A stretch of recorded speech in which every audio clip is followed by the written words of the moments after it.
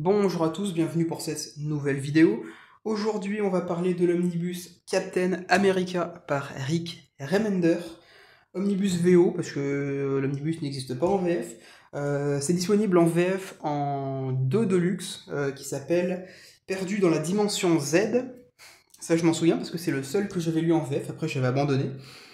Et le deuxième, je sais plus du tout comment il s'appelle. J'ai perdu le nom pour le deuxième tome. Là, voilà, on est sur un omnibus de taille plutôt standard. Une cover de John Romita Jr., qui va malheureusement officier sur la partie graphique pendant une bonne première partie de cet omnibus. Le dos, très très classe. La 4e de couverture avec le Sam Wilson.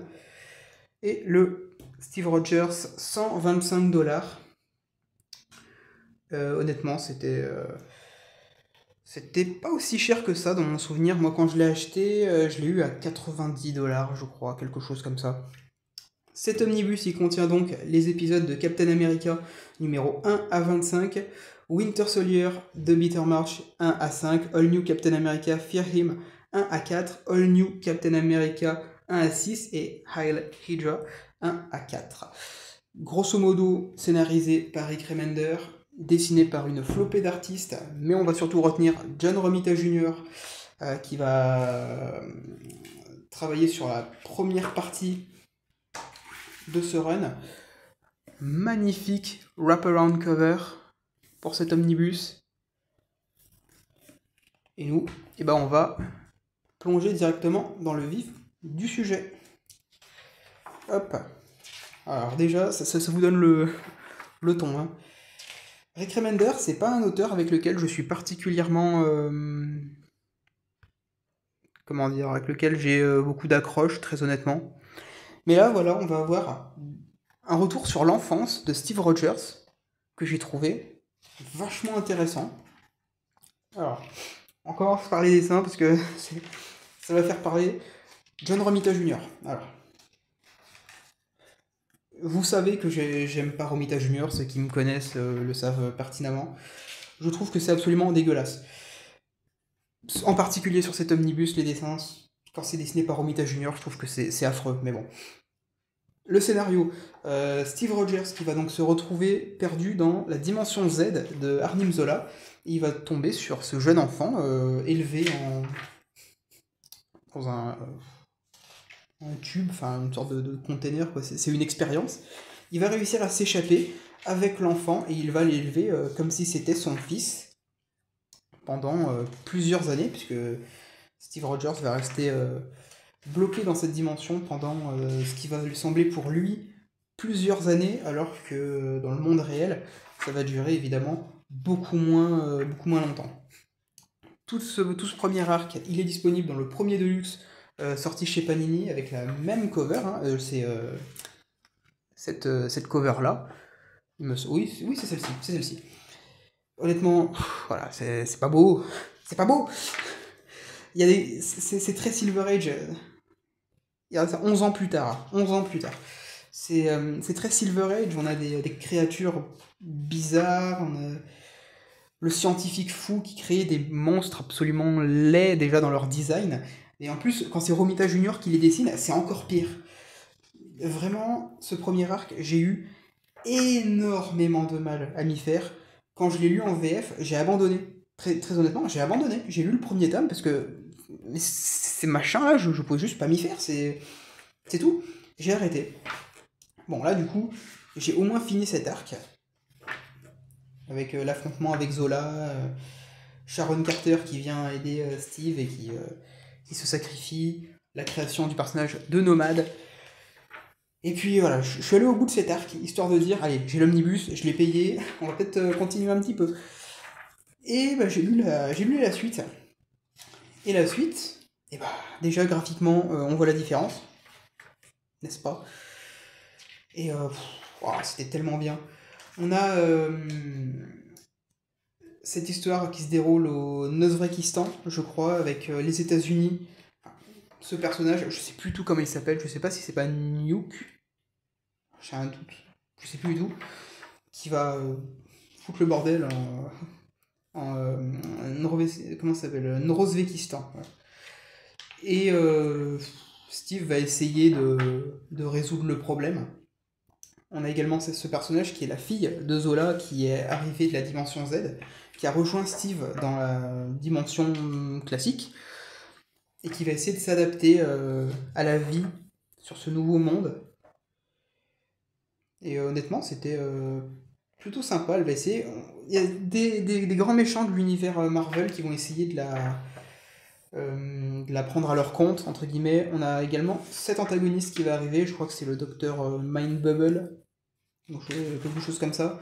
Toute une histoire avec les agents du Shield qui vont être sous son influence, et le Shield qui va être littéralement détourné de l'intérieur.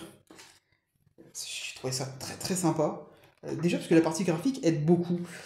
Et puis cet antagoniste, je l'ai trouvé assez original avec ce pouvoir où quand vous êtes pris dans sa bulle, bah, vous vivez votre plus grand rêve, et votre plus grand rêve finit également par vous tuer. Et le seul moyen d'en sortir, c'est de se suicider. Voilà, j'ai trouvé ça très très cool. Là, on a ce personnage qui va faire son arrivée, et on va découvrir qu'il ne s'agit nul autre que de Yann, le fils, entre gros guillemets, de Steve, qui a été perdu pendant la bataille dans la dimension Z, qui finalement a survécu. Le personnage de Steve Rogers qui va également prendre énormément d'importance parce que Captain America, au cours d'un combat, va vieillir. Voilà. Steve Rogers est devenu vieux à cause d'un de ses ennemis, et il va bien falloir désigner un nouveau Captain America. Et ça, on verra ça juste après. Là, on est sur Winter Soldier, The Bitter March, où on va suivre Bucky et Nick Fury. Voilà, le Nick Fury classique, blanc, cheveux grisonnants, qui vont devoir escorter, on va dire, c'est des scientifiques qui ont travaillé avec l'Hydra. Et ils vont se faire pourchasser par Bucky. Et c'est trop bien en fait, ça nous dépeint Bucky vraiment comme. Bah, c'est le Winter Soldier, quoi. C'est la légende, le chasseur de primes qui ne rate jamais sa cible, qui ne vous lâchera absolument jamais tant qu'il n'aura pas eu votre peau et votre tête. Et en termes de charisme, Bucky là-dedans, c'est beaucoup trop bien, quoi. Et on va avoir du coup ce chapitre, cet arc Fear Him, avec, je crois qu'il s'appelle également Scarecrow, hein, ce méchant, un peu comme dans l'univers de Batman, où là, ça y est, c'est Sam Wilson qui a repris le costume de Captain America, et qui va devoir aller, pour cette première mission, dans les égouts avec Nomad, avec Yann Rogers, si on peut l'appeler comme ça, et qui va devoir faire face à cet ennemi qui va lâcher des corbeaux dans les égouts. On va également tomber sur une société, entre guillemets, d'enfants qui vivent dans les égouts pour on sait quelle raison. Et vraiment, c'était correct, mais l'intérêt, c'était vraiment de commencer à établir Sam Wilson en tant que nouveau Captain America. Et dans ce cas-là, c'était mission réussie. Cette cover, elle vous dit sûrement quelque chose. All New Captain America numéro 1, disponible en VF chez Panini dans un Deluxe qui est le réveil de l'Hydra, où tout simplement, voilà, Sam Wilson va affronter l'Hydra dans une mission assez osef, mais encore une fois qui fait un bon travail en nous présentant Sam Wilson comme nouveau symbole, comme nouveau Captain America. Et c'était sympa, ça fait le café, c'est dessiné par Stuart Timonen, donc c'est très très beau, j'ai vraiment adoré. Et du coup, bah, grosso modo, cet omnibus, on est sur un omnibus sympa, honnêtement. Mais c'est pas ce que je préfère, voilà, c'est pas mon run sur Captain America préféré, déjà parce que on arrive au bonus, parce que John Romita Jr. sur une grande partie du premier run, pas mal de bonus hein, d'ailleurs, hein. Pas mal de Romita Jr. sur le premier arc, Mais une fois qu'on passe cet arc dessiné par Romita Junior dans la dimension Z, après ça, je trouve que on arrive sur des histoires plutôt intéressantes. Donc, vous l'aurez compris, j'ai largement préféré la deuxième partie par rapport à la première. Mais on va dire que ouais, trop Silver Age pour moi la première partie, donc voilà. Quelques essais voilà, du costume de Sam Wilson, ancré, crayonné.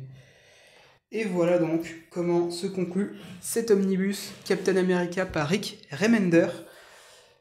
Je sais pas tellement si je dois vous le recommander, moi je trouve que ça se lisait bien, voilà, il y a juste la première partie où il faut un peu passer outre, il faut essayer d'aller au-delà. Et après je pense qu'on est récompensé une fois qu'on passe cette première partie dans la dimension Z. En attendant, moi j'espère que cette vidéo vous aura plu, et puis je vous dis à la prochaine. Allez, salut!